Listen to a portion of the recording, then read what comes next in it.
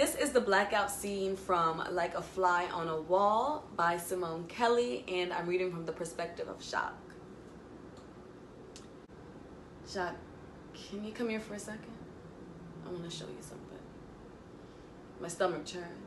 I felt like a nervous teenager. Dee. Now, that might not be a good idea. Softly, she pleaded, "Just come here, please." Her hand pulled me in and I followed. I was curious, aroused, excited. I wanted to live on the edge just for a moment. She was a temptress and she knew it. I felt uncomfortable. My mind knew it was a bad idea, a very bad idea. I heard my spirit guides coaching me with the voice in my head saying, "Now, remember there's no turning back."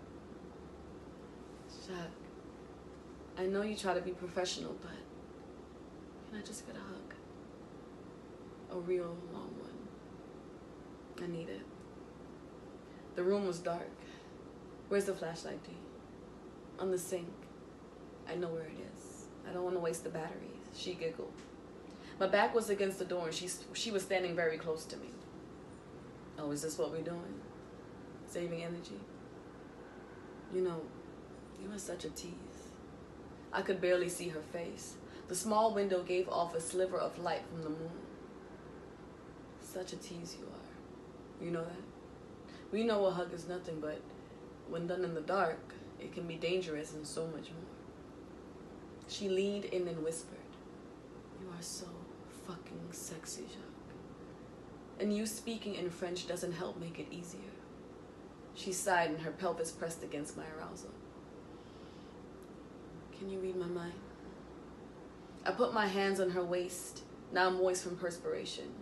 We were crossing the line. I felt a bit guilty, but I couldn't stop myself. My fingers pushed into the small of her back under her jeans and right below her belt. I guided her hips closer. "Yes, I can read it. It's not very nice," I said low in her ear. "What? You don't think so?" She laughed. It's rather dirty." I was helpless as she breathed softly on my neck. "What is it saying?" "It's saying you're a bad girl." I rubbed my hands up and down the sides of her arms again and squeezed them. They were soft and a little damp from the heat of the small bathroom, but so soft. I wondered if the rest of her body felt like that. I pulled her into me.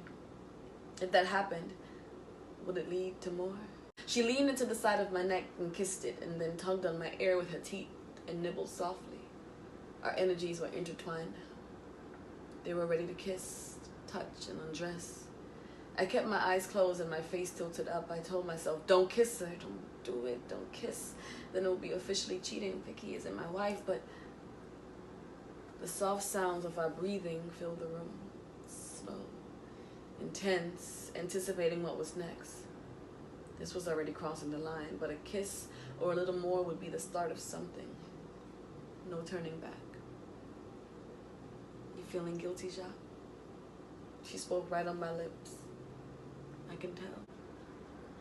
I bet you I know someone who isn't." I tried to envision Vicky role-playing that she was in the dark bathroom with me. It took away the guilt. I didn't look at her face, I just pretended. I thought about how powerful my mind was, that I could make things happen just by thinking it at times. I think this was one of those times. She rubbed the crotch of my pants. I wanted her to open them. "Answer me. Is he feeling guilty?" She said in a demanding voice. I loved her take-charge attitude. She stroked me gently and I grew even more helpless. Her bracelets jingled a sinful song of seduction as her hands rose up to my cheekbones. She tilted my face down to kiss me. I had to act. I kissed her. She sighed as she kissed me back with wet spearmint kisses. Fast, deep, intense, her tongue was magical. A very good kisser. The playful tension we held over the last year was ready to erupt like a violent volcano. "Damn, Jacques, I want you." "No, Dee, you know we can. I can't believe this." I contradicted myself by stroking her breasts, and then I reached under her tank top to feel them in the flesh. "Well, believe it." She stroked me through my pants, making me even harder. "Dee, you know, if things were different, if I didn't have a girlfriend. She played with my zipper, teasing me, and tugged on my bottom lip with her mouth. She pulled the zipper all the way down, and her small, warm fingers ventured into my boxers. You do have a girlfriend, right? I nodded yes. That's too bad.